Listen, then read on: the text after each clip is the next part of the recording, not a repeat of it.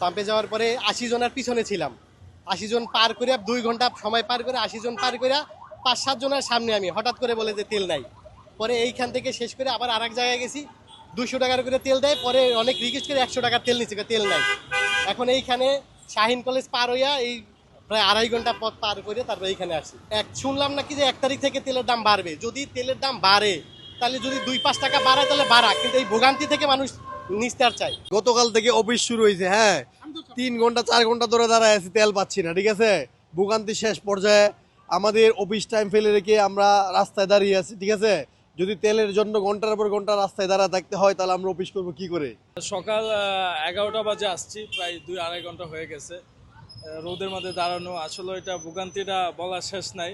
আমাদেরকে এখন যদি ওনারা 600 টাকা তেল দিচ্ছে, যদি ফুল ট্যাঙ্কি দেয় আমাদের জন্য সুবিধা হবে। এই ভোগান্তি থেকে আমরা উদ্ধার হতে চাই।